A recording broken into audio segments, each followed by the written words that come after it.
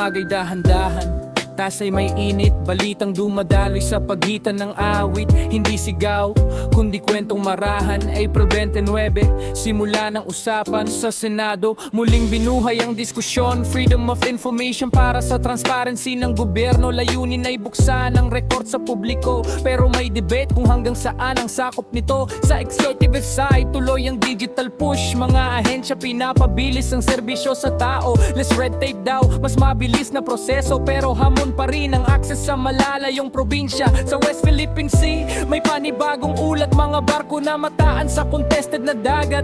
Diplomacy continues, hindi lang puwersa, kundi usapan din sa international na mesa. Sa ulat ng DOF, revenue collection tumataas, senyales ng recovery kahit may global na pangamba. Pero sa kanto, iba ang nararamdaman. Pagtaas ng presyo, ramdam sa hapag-kainan. Transport groups, muling naglabas ng hinaing sa modernization program na patuloy na dumarating. May ilan handa, may ilan nangangamba kung kaya bang sabayan ang gastos ng pagbabago nila.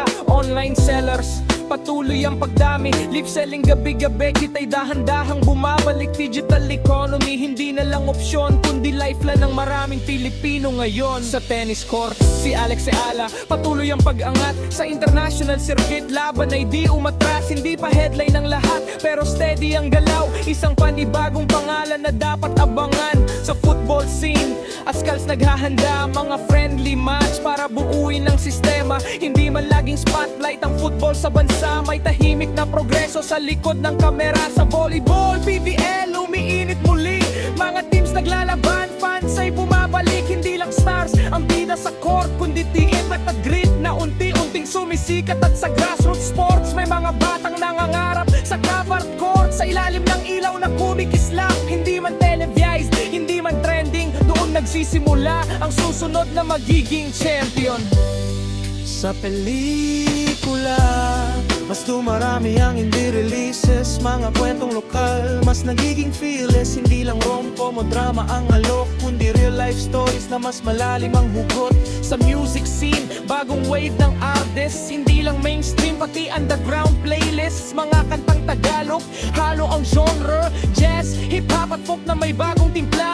Sa streaming platforms, local series lumalakas. Mas cinematic na ang dating, mas global ang bagsak. Hindi lang para sa TV, kundi para sa mundo. Kwento ng Pilipino, mas malinaw nakikita ng ibang tao.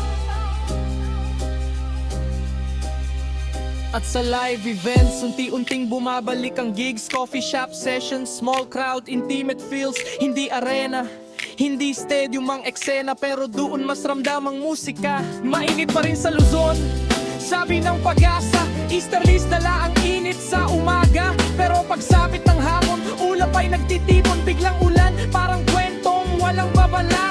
Sa southern areas, may localized storms. Biglang buhos, biglang hinto, parang norms. May binabantay ang LPA sa karagatan, pero wala pang direktang banta sa kalupaan.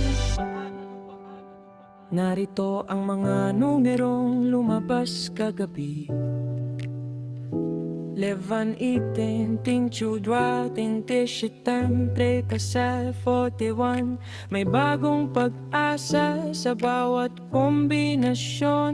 Sa simpleng taya, may pangarap na nakatao roon.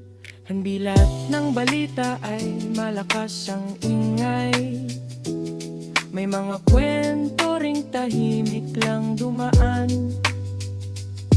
Sa pagitan ng sip at pahinga, doon mo maririnig ang tunay na diwa.